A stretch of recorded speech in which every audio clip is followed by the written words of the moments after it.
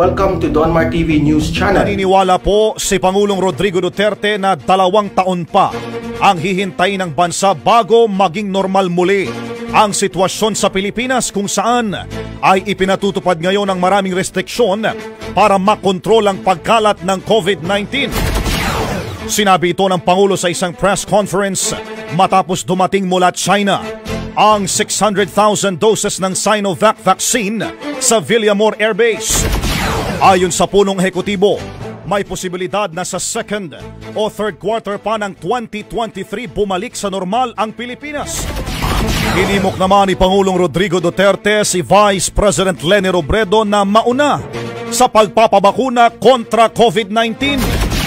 Ito'y matapos himukin naman ni Robredo si Duterte na sumama sa mga taong mauuna sa pagpapabakuna kontra COVID-19. Ayon sa presidente, ang vice-presidente na dapat ang mauna dahil sa pagiging apurado umano nito.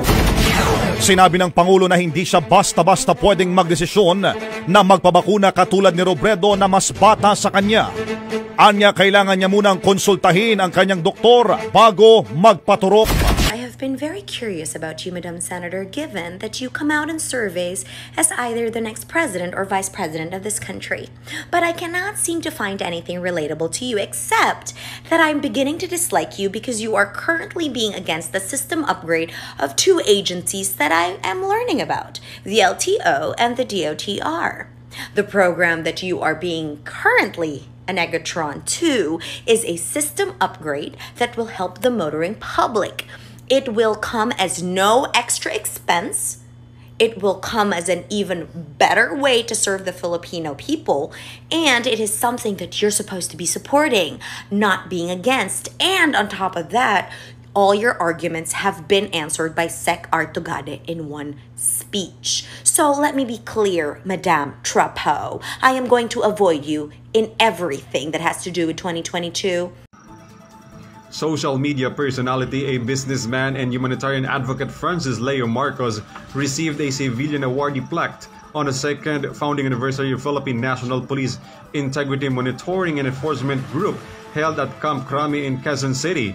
Marcos, with his supporters, continuously provides help for the Filipinos who have been affected by the pandemic and calamities despite of the challenges he's facing right now, being imprisoned due to multiple complaints filed by the National Bureau of Investigation against him. On a press conference, Attorney Joni Carocha Vestido, Marcos' legal team, assures the public to continue the advocacy of Marcos to provide assistance to our citizens. Marami din kaming humanitarian projects. Bukod sa pagharap sa kanyang mga kaso, busy din siyang ituloy pa rin yung kanyang mga projects, kagaya nga yung optical mission, pati yung pamimigay ng bigas. In fact, after niyang nakulong, hindi naman natigil yung aming mga programa, yung pamimigay ng bigas. Kami yung naging representative niya. Yung mga tao niya ang gumagalaw and then nakikipag-ugnayan na lang kami sa kanya. Kumaga, hindi niya masyadong iniisip na nakakulong siya. Kasi ang priority niya talaga may sa katuparan yung optical mission niya saka yung kanyang mga projects. Kasi ano yun kumaga,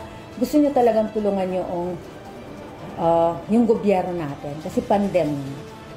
PNP Chief General De Bolsinas, as a guest of honor, cited the PNP IMEG for its commitment and dedication to help pursue the enhanced integrated internal cleansing strategy of the PNP to win back the public trust and confidence to the police.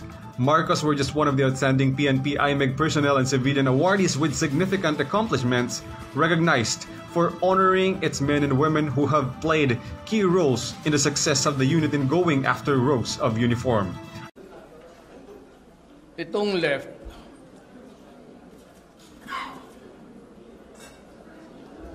sila na yung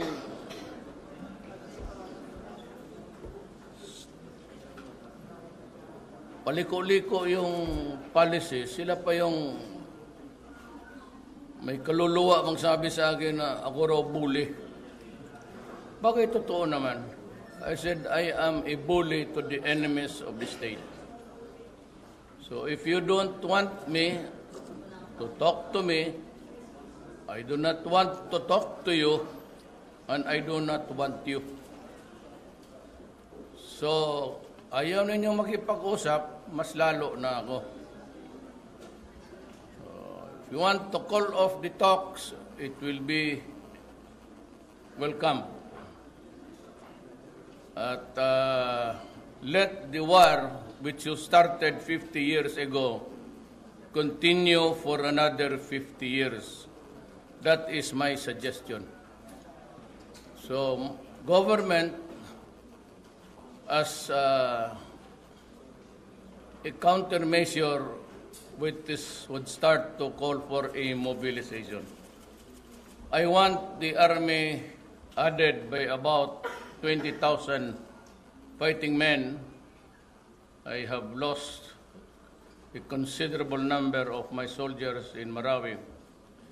Then I will add about another 10 to 15,000 soldiers, but I want them soft. I'm quite comfortable with the number now assigned in the precincts and in the environments of provinces and cities. I would need about 35 to 40,000 to meet the future threats coming our way from within and outside the country. And I will start also to rearm. Na yung mga sa ninakaw lang naman nila, you build the house for everybody, predetermined owners, at binababoy naman, ninanakaw. Yung pera para sa left, or whatever is left of it, bigyan ko sa Congress, ilipat dito sa military. You know, listen to me. We must have a strong republic to withstand all threats and challenges. Today's reality demands, necessitates, an armed forces that is strong. Ang gawin ko sa pera muna is I will build a credible armed forces that can fight at all fronts everywhere. I really do not know how many will sprout up, but we have the ISIS and the NPA. At hindi ko gusto yung nangyayari na ang mga police, in the guise of being called upon to render assistance, it's all ruse, an excuse just to kill them. Kawawa yung mga tao na yan because they went to their deaths with a sense of purpose. And that was to respond to an emergency because they were told that ganon ang NPA. Mapatay ganig tikas. Yung parang this is a game of swindling. Ang mga sundalo ko naman, kawawa, responded, they were massacred. Pati ang convoy ko, because I was trying to find a brigade where I could take off, pati yung convoy ko, inambos nila. Wala naman sila makuha kasi Porboro armored yun eh. And they had the goal to lie. Minasinggan nila yun ng M16, din nila matalab-talaban. So, if they want to war, I just wait until after Marawi. We can better deal with you. But I will stop the practice of, there has to be something, the police must have something there na yung tawagan lang sila tapos they make the required assistance or response tapos pinapatay lang ng hindi ganon. So I have to increase the number of staff at they can devise a way. Maybe I'll make use of what was offered by a country. It's a high altitude plane. It can see the ground.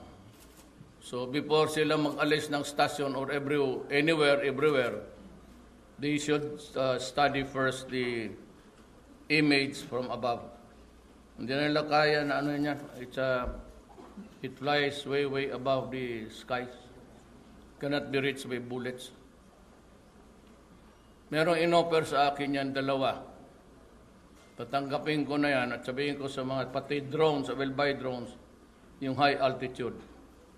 na kung magpatrol ang army or the police, they will have to spend time almost half a day studying what is below by drones.